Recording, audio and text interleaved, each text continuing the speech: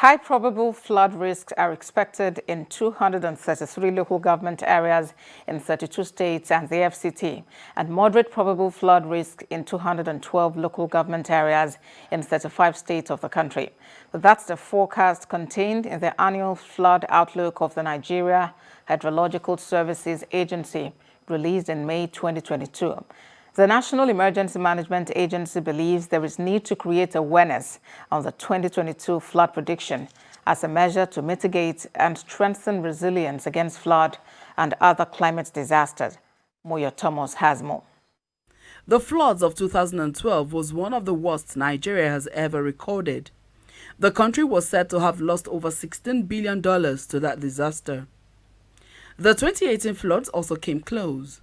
Severe flooding was recorded in 34 out of the 36 states, making the federal government to declare a state of emergency in 9 states. While about 82,000 houses was reported to have been destroyed and over 200,000 people displaced.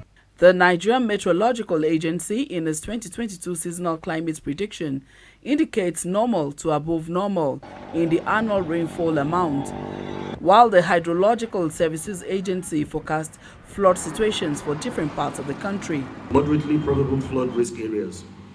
All this information guide NEMA and other relevant stakeholders in ensuring effective and efficient flood preparedness, mitigation and response in Nigeria so as to save lives and property and infrastructure. Our collective efforts today to adequately prepare for and ensure strategic response mechanism will minimize loss of lives, properties, and means of livelihood, as well as resources that will be expended to support affected persons who may unfortunately have been immersed in unforeseen circumstances.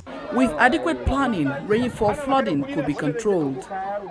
This understanding is the essence of this consultative meeting with heads of state emergency management agencies and NEMA zonal coordinators across the country and the FCT.